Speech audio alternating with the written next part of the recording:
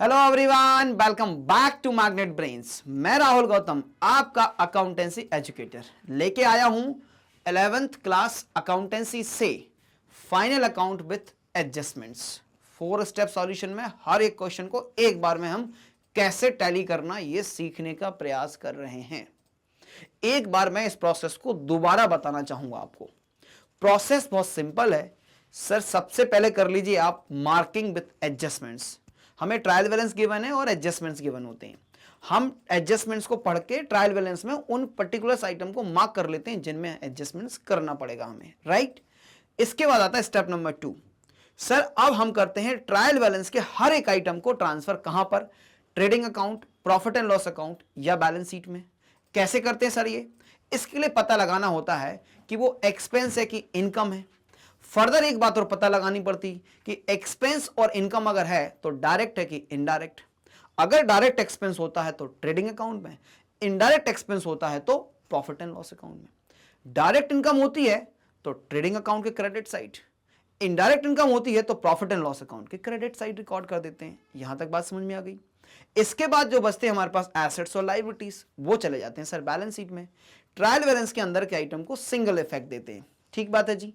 इसके बाद आती है स्टेप नंबर 3, जहां पे एडजस्टमेंट्स को अभी एडजस्ट करना है। इसके पहले हमने फर्स्ट स्टेप में सिर्फ मार्किंग किया था। एडजस्ट करने के लिए पढ़ेंगे ट्रांजैक्शन और उसके 2 इफेक्ट देने हैं। 2 इफेक्ट कहां कहां जाएंगे? एक इफेक्ट जाएगा ट्रेडिंग और trading and profit and loss account में। दूसरा इफेक्ट जाएगा बैलेंस शीट में। यह करने के बाद 4th स्टेप, ट्रेडिंग अकाउंट को क्लोज करते हैं, फिर profit and loss account close करते हैं और फिर बैलेंस शीट हमारी टैली हो जाती है। क्लियर बात है जी। चलिए, तो मैग्नेट बेंस पे आपको मिलता है 100% complete free education for CBSE English medium, Hindi medium and state boards. इसके अलावा आप हमारे नोट्स को डाउनलोड कर सकते हैं। इनकी लिंक डिस्क्रिप्शन बॉक्स में अवेलेबल होती है, जाके चेक कर लीजिएगा। मेरे सारे रिकॉर्डेड लेक्चर्स आपको मिलते हैं प्लेलिस्ट में। इसकी लिंक जो है वो डिस्क्रिप्शन बॉक्स में अवेलेबल होती है। एकदम क्लियर बात है ना? एकदम क्लियर होना चाहिए, कोई कंफ्यूजन की गुंजाइश नहीं रहे। तो आज मैं लेके आया हूं आपके लिए क्वेश्चन नंबर 18। कुछ नया जरूर होगा। ये 18वां क्वेश्चन है। हर क्वेश्चन में कुछ ना कुछ नया जरूर बताता हूं मैं आपको। तो आज भी कुछ ना कुछ नया फिर से बताने वाला हूं। तो आइए सर स्टेप्स पढ़ते हैं हम।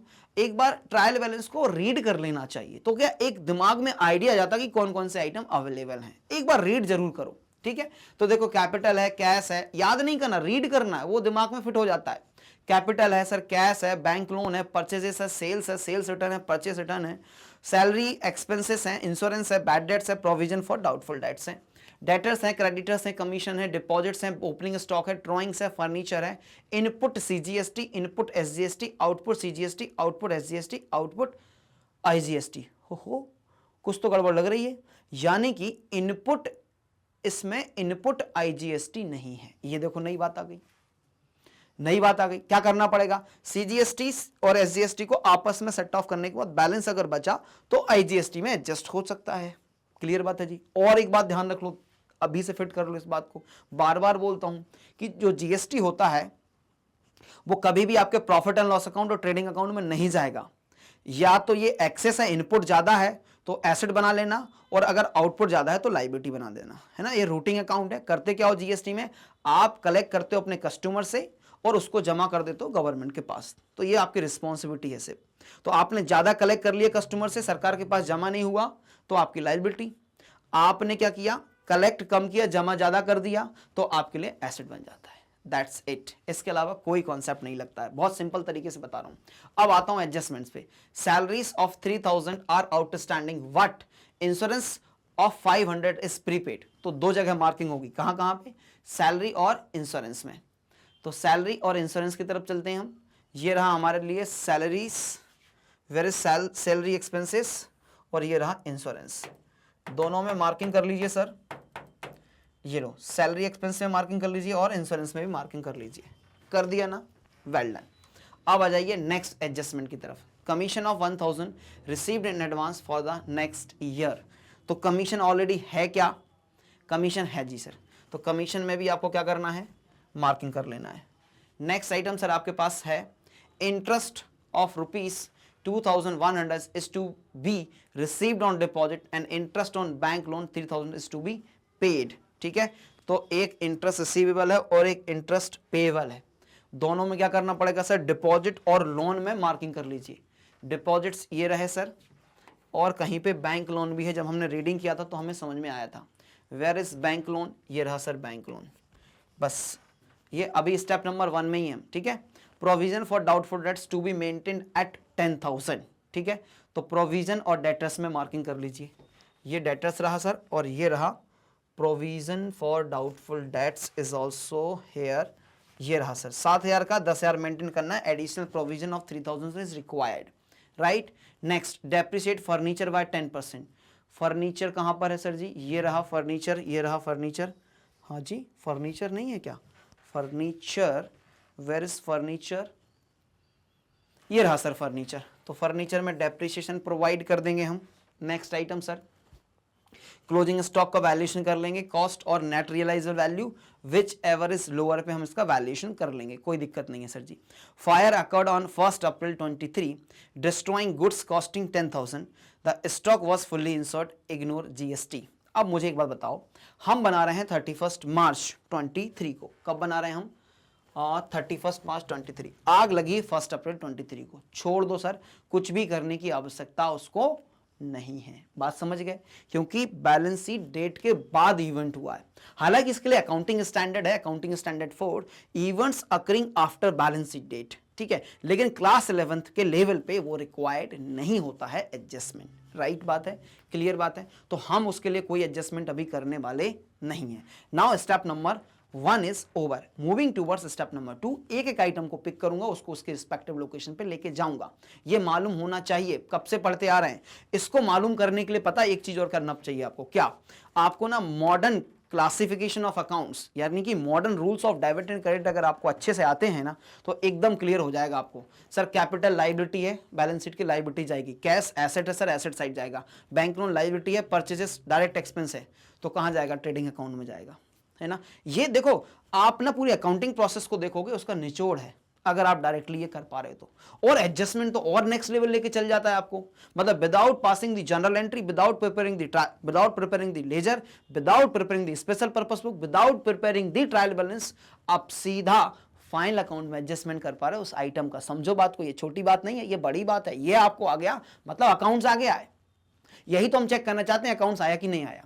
अभी इसके बाद नेक्स्ट लेवल लेके आऊंगा इसका भी नेक्स्ट लेवल होता है अकाउंटिंग फ्रॉम इनकम्प्लीट रिकॉर्ड। अभी तो रिकॉर्ड कम से कम है, इसके बाद वाले चैप्टर में तो रिकॉर्ड ही नहीं होता है आपके क्लाइंट के पास, इनकम्प्लीट रिकॉर्ड देता, उससे आपको बनानी पड़ेगी उस ऑर्गेनाइजेशन के, उस फर्म के आपको बनाने पड़ेंगे फाइनल अकाउंट्स, राइट। बात समझ में आ रही ना बच्चे, चलो आ जाओ। तो अब मैं चलता हूं सीधा, कैपिटल कहां जाता है सर जी, कैपिटल सर 1 लाख रुपीस है, और ये जाएगा बैलेंस शीट के liability side. Format already prepare करके रखा है मैंने आपके लिए, ये रहा मेरा बैलेंस शीट का लायबिलिटी साइड, और ये रिकॉर्ड कर दिया मैंने कैपिटल, कितने से, 1 लाख रुपीस से, राइट। नेक्स्ट आइटम मेरे पास है सर कैश, और ये होता है मेरा एसेट। अब एक बात और इंपॉर्टेंट, देखो शुरू के वीडियोस में हो सकता है मैंने आपको इस बात पे फोकस नहीं कराया हो या कम कराए हो। मेरे शुरुआत में फोकस ये रहा कि पहले करना सीखो। अब उसको बहुत अच्छे तरीके से करना कैसे सीखना है कि सर जो फर्म की बैलेंस शीट होती है उसको हम 2 तरीके से बना सकते हैं, एक ऑर्डर ऑफ लिक्विडिटी और दूसरा order of permanence. Order of liquidity जब तक नहीं बोलता, ऑर्डर ऑफ परमानेंस बनाओ। क्या होता है sir order of liquidity, order of permanence? Order of permanence बोलता है कि सर जो आपके परमानेंट सोर्स है ना, वहां से आपको ऊपर से लिखना स्टार्ट करना है, जो सबसे कम परमानेंट चीज है वो सबसे नीचे आएगी, ठीक है। वैसे ही एसेट्स में, जैसे फिक्स एसेट सबसे परमानेंट होती है, लंबे समय तक होंगी, तो ऊपर लिखेंगे। कैश जो बैलेंस होता है वो सबसे कम परमानेंट होता है, कैश अभी मेरे पास है कल तुम्हारे पास आ जाए, तो कैश सबसे नीचे आना चाहिए। तो ऑर्डर ऑफ परमानेंस में हम बनाते हैं बैलेंस शीट को, जब तक कुछ नहीं लिखा तब तक। अगर बोले लिक्विडिटी के फॉर्म में बनाना है तो फिर ऐसा करना है, रियलाइजेशन, और सबसे पहले किसको पेमेंट करना, सबसे पहले कहां से कैश आ जाएगा, तो कैश सबसे ऊपर पहुंच जाएगा, फिक्स एसेट सबसे नीचे पहुंच जाएगी। ये हो गया ऑर्डर ऑफ लिक्विडिटी। लेकिन जब तक कुछ नहीं लिखा हम बनाएंगे हमेशा परमानेंस के ऑर्डर में, ठीक है। तो कैपिटल सबसे ऊपर आ गया। अब कैश की बात है, तो कैश को क्या करूंगा मैं, इधर रिकॉर्ड करूंगा, कहां पे, सबसे नीचे रिकॉर्ड कर देता हूं, ठीक। टेंशन तो नहीं लोगे ना, गलत तो नहीं समझोगे सर इतना सब कुछ खाली और आपने कैश को नीचे क्यों रिकॉर्ड कर दिया, बुरा तो नहीं लग जाएगा ना कैश को? नहीं लगना चाहिए कैश को बुरा, क्योंकि उसकी पोजीशन यही है ना। अब पोजीशन का भी इंपॉर्टेंस होने स्टार्ट हो जाता है। चलो फिर आता है sir bank loan. Bank loan कितने का? 20,000 रुपीज का। अब कैपिटल और कैपिटल के बाद जो नेक्स्ट परमानेंट सोर्स है वो बैंक लोन है। ठीक, अब बैंक लोन 20,000 रुपीज का है। इनर कॉलम में इसलिए लिख रहा हूं क्योंकि इसमें मुझे एडजस्टमेंट प्रोवाइड करना रहेगा, राइट। फिर है मेरे पास सर परचेजेस। परचेजेस सर 1,20,000 का है और परचेजेस की जगह होती है सर ट्रेडिंग अकाउंट में, लेकिन परचेजेस में रिटर्न्स भी है। मैंने क्वेश्चन पढ़ा था, याद रखा है मैंने। तो परचेजेस को भी मैं क्या करूंगा? इनर कॉलम में रिकॉर्ड करूंगा। टू परचेजेस कितने से सर जी? 1,20,000 से। चलो सर 120 हो गया। फिर आपके पास है सर सेल्स। सेल्स भी इधर जाएगा सर और इनर कॉलम में जाएगा। रीजन बीइंग कि यहां पे सेल्स में भी रिटर्न्स हैं, तो 1,50,000 ये मैंने रिकॉर्ड कर दिया। चलो अब आता है sir next item, that is sales return. Immediately आ गया 10,000, तो यहां से माइनस कर दो रिटर्न्स। सेल्स में से सेल्स रिटर्न को हम माइनस कर देंगे 10,000 रुपीज से, राइट। तो 1,40,000 का हमारा बन जाएगा सर नेट सेल्स। 1,40,000 का बन गया मेरा नेट सेल्स, ठीक है। चलो सर नेक्स्ट आइटम क्या है? Purchases return. तो यहीं से माइनस कर देंगे सर रिटर्न्स को इमीडिएटली। परचेस रिटर्न्स को रिटर्न्स में से माइनस कर दीजिए, तो नेट परचेस सर आपका आ जाएगा, परचेस रिटर्न इज 20,000 रुपीज। तो आपका नेट परचेस बन गया सर 1,00,000 रुपीज का। नेट परचेस कितने का बन गया सर? 1,00,000 रुपए का बन गया। Now salary expense being an indirect expense, being an indirect expense कहां पर रिकॉर्ड करोगे? प्रॉफिट एंड लॉस अकाउंट के डेबिट साइड टू सैलरी, और 22,000 से इनर कॉलम, क्योंकि adjustment is there for outstanding salary. 22 record कर दिया, वेरी गुड। इंश्योरेंस सर, ये भी सर इनडायरेक्ट एक्सपेंस होने के कारण ये अपनी जगह लेगा कहां पे? प्रॉफिट एंड लॉस अकाउंट के डेबिट साइड। और अच्छी बात यह है कि सर एडजस्टमेंट होने के कारण इनर कॉलम में रिकॉर्डिंग होगी 5,000 रुपीज से। ये मैंने 5,000 यहां पे रिकॉर्ड कर दिया। नेक्स्ट आइटम है सर मेरे पास बैड डेट्स। बैड डेट्स क्या होते हैं सर? ऐसे डेटर्स सर जिन्होंने हमें पैसे नहीं दिए। कितने लोगों ने पैसे नहीं दिए? 5,000 रुपए नहीं मिले मुझे। 5,000 rupees not received from debtors. अब आता है sir provision for doubtful dates 7,000। तो देखो प्रोविजन को ना रिकॉर्ड करने के दो तरीके, एक तो लायबिलिटी साइड रिकॉर्ड कर दो बैलेंस शीट के, या डेटर में से माइनस कर दो। तो मैं क्या करूंगा? इसको डेटर्स लिखूंगा यहां पे, और डेटर में से मैं माइनस करने वाला हूं, minus provision for doubtful debt. Again inner के भी इनर कॉलम है क्योंकि एडजस्टमेंट इज रिक्वायर्ड, राइट। चलो हो गया ये, वेरी गुड। ये मैंने फर्स्ट पेज को एज इट इज लेके चला गया, उसका फॉर्म चेंज कर दिया। Trading trading, profit and loss, balance sheet, और उसमें साइड भी देखना पड़ता है, डेबिट क्रेडिट एसेट लायबिलिटीज कर दिया मैंने। चलो सर अब चलिए सर नेक्स्ट पेज पे आते हैं। नेक्स्ट पेज पे कुछ और आइटम्स हैं, जैसे कि सबसे पहला आइटम है मेरे पास डेटर्स। 82,000 रुपीज से डेटर्स हैं, तो डेटर्स ऑलरेडी लिख लिया मैंने, और ये लिख दूंगा मैं डेटर्स को 82,000 रुपीज से। चलो सर ये भी लिख दिया आपने। फिर आपने पास है सर जी क्रेडिटर्स। फिर है सर आपके पास creditors are liability 45,000 rupees. Creditors are liability for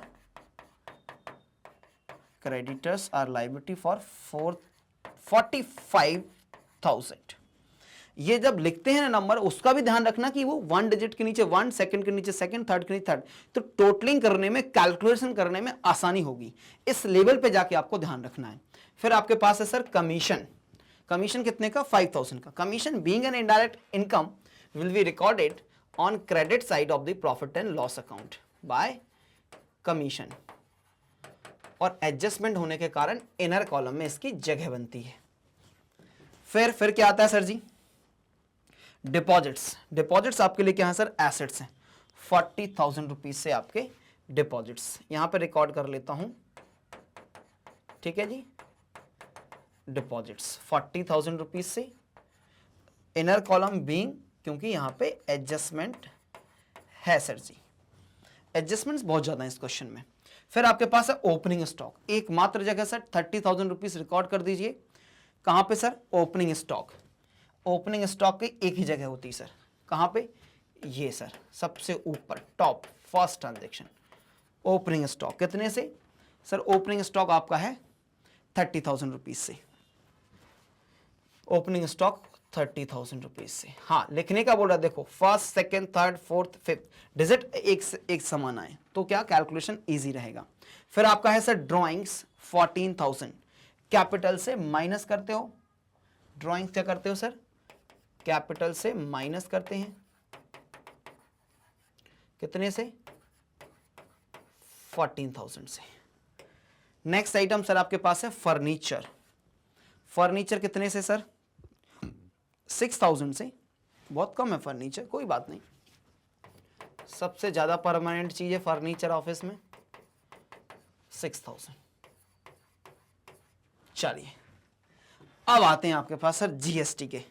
अब जीएसटी मैंने आपको क्या बताया, नई बात क्या है यहाँ पे कि सर इनपुट में आपके पास आईजीएसटी नहीं है, आउटपुट में आईजीएसटी है, ठीक।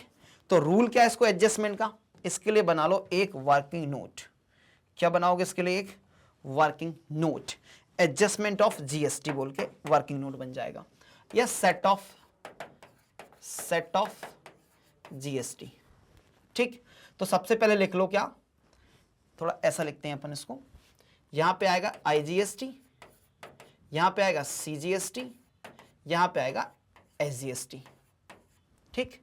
और ये आ जाएगा इनपुट, तो इनपुट यहां पे कुछ नहीं है सर, सीजीएसटी और एसजीएसटी में इनपुट 10,000 रुपए का है, तो 10,000 इधर लिख दूंगा और 10,000 इधर लिख दूंगा। अब लिखेंगे यहां पे हम क्या, आउटपुट, आउटपुट यहां पे कितना है सर जी, आउटपुट सर आईजीएसटी में है 6,000, आउटपुट 6,000 और इधर है सर 8,000 और 8,000। इनपुट आउटपुट से एडजस्ट हो गया, सबसे पहले आपस में एडजस्ट हो गए, तो कितना बैलेंस बच रहा है 2,000 2,000, ये तो अभी भी 6,000 का क्या बचा है हमारे पास, आउटपुट बचा है, इसको ब्रैकेट में लिखो, ठीक। अब ये दोनों से भी इसको एडजस्ट कर दीजिए आप, ये इनपुट सीजीएसटी एडजस्ट कर दिया और ये इनपुट एसजीएसटी एडजस्ट कर दिया आपने, तो 2,000 2,000 और 4,000 रुपए एडजस्ट हो गया। लेकिन 2,000 रुपए की अभी भी क्या है, आईजीएसटी की आउटपुट लायबिलिटी है, आउटपुट लायबिलिटी कितनी है अभी भी 2,000 रुपए की। लायबिलिटी होने के कारण कहां पर रिकॉर्ड होगा, बैलेंस शीट के लायबिलिटी साइड। क्या लिखेंगे, output IGST working note number 1 2,000 rupees, done. ये हो गए सारे items. Step number 2 is over now, सबसे लेंथी प्रोसेस होता है step number 2। Step number 3 depends on the number of adjustments and type of adjustments also. अब हटा दीजिए, कोई दिक्कत नहीं, सारे हटा दीजिए सर, कर लिया ना, यहां तक कंप्लीट हो गया, अभी मेरा एक। अब आता है एडजस्टमेंट। हर एडजस्टमेंट के दो इफेक्ट देने, ध्यान रखिएगा। सैलरीज ऑफ 3,000 आर आउटस्टैंडिंग, सबसे पहले सैलरी का कर लेते हैं।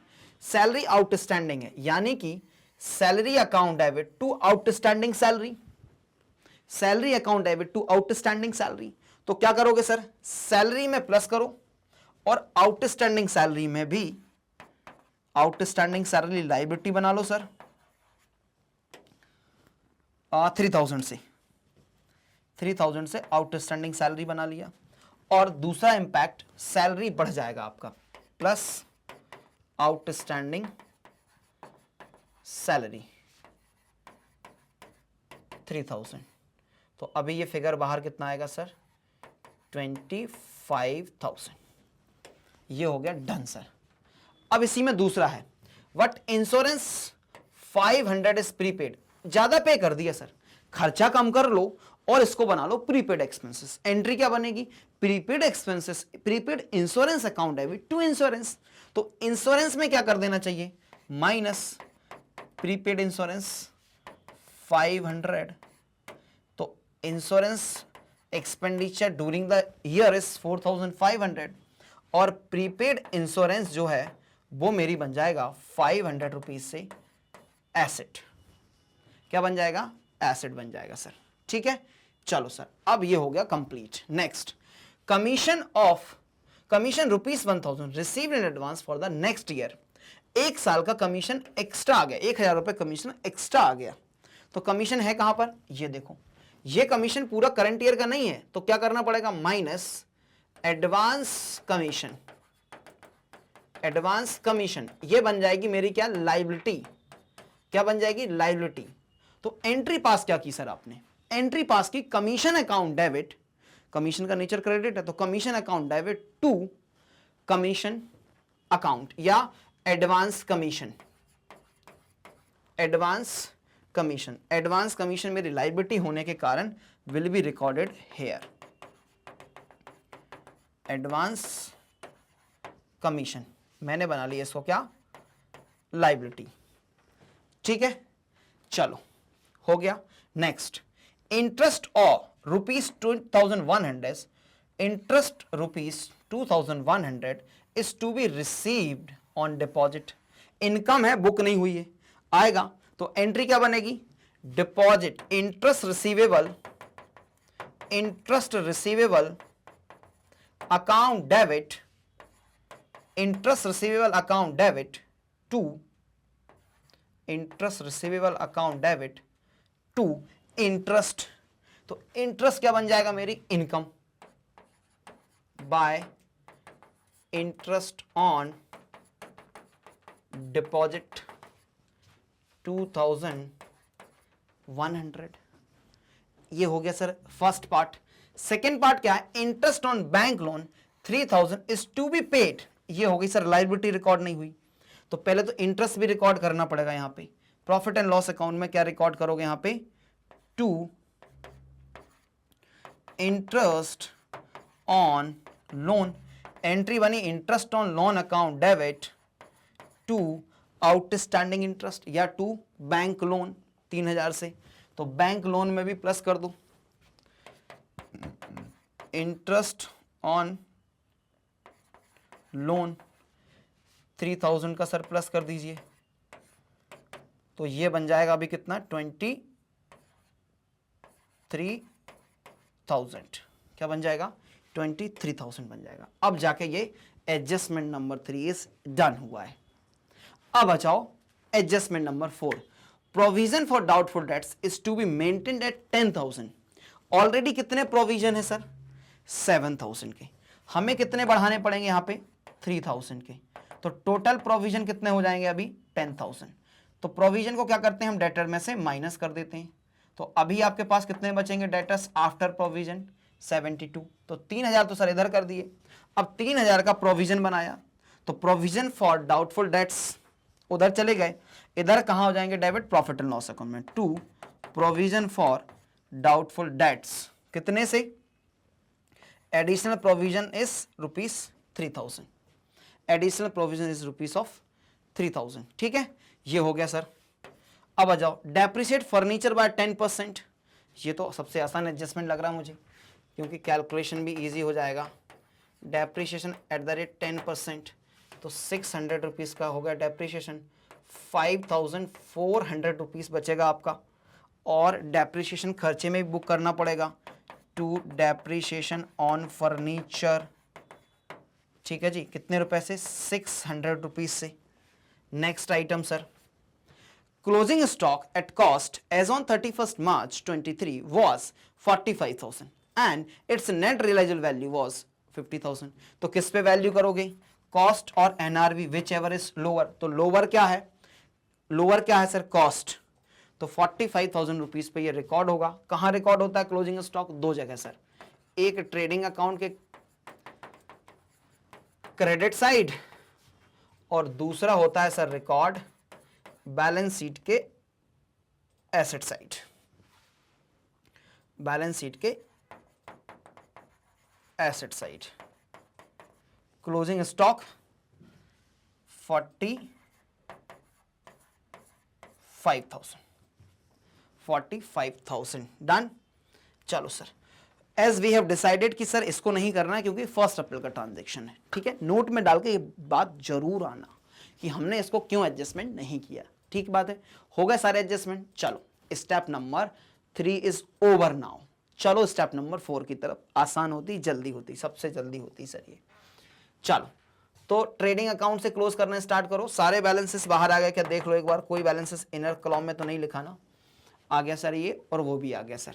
ठीक, तो ये साइड बड़ी लग रही है और ये हो जाएगी 1,85,000 का टोटल हो गया, और ये भी करना पड़ेगा आपको 1,85,000 का टोटल।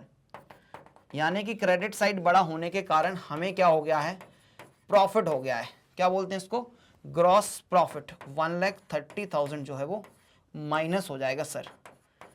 तो ये बच गया सर आपके पास 55,000 का ग्रॉस प्रॉफिट। ये ग्रॉस प्रॉफिट कहाँ ट्रांसफर करते हो, प्रॉफिट एंड लॉस अकाउंट के credit side by gross profit 55,000। ये सारे आइटम बाहर आ गए और यही साइड मुझे बड़ी लग रही है स्टिल। तो ये हो जाएगा सर 61,600, सॉरी 61,100। हाँ जी बिल्कुल सही सर, ये हो गया टोटल 61,100। अब ये कितना हो रहा है, देखो मैंने जब लिखा है ना तो वैसे कैसे भी कैलकुलेट कर लो आप, एक बार में ही हो जाएगा। 3 + 3 6 + 5 11 + 4 15,000 ये हो गया, 25 ये, तो 40,000 और ये 1100 है, तो 41,100। 41,100 ईजीएस्ट कैलकुलेशन मिला मुझे अभी तक के क्वेश्चन में। तो 20,000 रुपीज़ का नेट प्रॉफिट। एक बार फिर भी कर लो तो 1 आ जाएगा सर, वहाँ तो कोई दिक्कत नहीं है। 6 10 15 18 18 + 3 21 1 2 + 2 4 डन। जितना इजी कैलकुलेशन होता है ना मुझे उतना ही डर लगता है, क्योंकि इजी कैलकुलेशन में हम गड़बड़ करने की संभावनाएं ज़्यादा होती हैं। तो 20,000 का नेट प्रॉफिट है, और इस नेट प्रॉफिट को कहाँ पे ट्रांसफर करोगे भाई आप, प्रोप्राइटर्स कैपिटल अकाउंट में प्लस हो जाएगा, प्लस नेट प्रॉफिट 20,000। ठीक, ये इसको बाहर लेके आ जाओ। 120 - 14 1,06,000, 1,06,000। सारे आइटम बाहर है ना, चलो कर लो कैलकुलेशन कर लो। 0 0 और 0 3 0, फिर 6 9 10 15 17 3, तो 0 2 कैरी, 4 + 4 8, और अब बचा 1 1,80,000। हाँ, ये क्वेश्चन आसान है कि कुछ गड़बड़ करने वाला है, एक बार में ही ऐसे कैलकुलेशंस आ रहे हैं। चलो कोई बात नहीं, देखते हैं। तो सर 0 0 तक तो कोई कहानी समस्या नहीं है, 2 बार 0 कर दिया। तीसरे बार में 4 + 1 5 + 5 स्टैंड का 0 1 कैरी, 6 + 2 8 8 + 5 13 15 + 5 20 का 0 2 कैरी। अब हो गया 6 10 17 और 18, 1,80,000। एक बार में ग्रेट स्पीड के साथ हमने क्वेश्चन जो है वो कंप्लीट कर लिया। जल्दी से स्क्रीनशॉट कैप्चर कीजिए, जल्दी से स्क्रीनशॉट कैप्चर कर लीजिए। अच्छा, ये डेट जो होती है ना वो 31 मार्च 23 है, ठीक है, कोई कंफ्यूज मत हो जाना। अब कर लीजिए प्रॉफिट एंड लॉस अकाउंट का, प्रॉफिट एंड लॉस अकाउंट का स्क्रीनशॉट कैप्चर कर लीजिए जल्दी से। और अब करेंगे आप किसका, अब करेंगे सर आप ट्रेडिंग अकाउंट का। Done, very good. चलिए, इसी तरह के वीडियोस को देखने के लिए जुड़े रहिए भैया मेरे साथ, मैग्नेट ब्रेन्स के साथ, जहां आपको मिलती है 100% complete free education for CBSE English medium, Hindi medium and state boards. ये सब फ्री में मिलता है, क्वालिटी एजुकेशन प्रोवाइड करते हैं। इसके अलावा नोट्स डाउनलोड कर सकते हैं, लिंक डिस्क्रिप्शन बॉक्स में होती है। मेरे सारे रिकॉर्ड लेक्चर्स मिलते हैं, प्लेलिस्ट में जाके चेक करना ना भूलें। वीडियो को देखने के लिए बहुत बहुत धन्यवाद। अच्छा लगा ना तो लाइक कर दो, शेयर कर दो, और चैनल को कर लीजिए सब्सक्राइब। मिलेंगे नेक्स्ट वीडियो में, जब तक रखिए अपना बहुत सारा ख्याल, स्वस्थ रहिए, मस्त रहिए, और अपनी पढ़ाई को एंजॉय करना ना भूलें। Thank you so much guys for watching.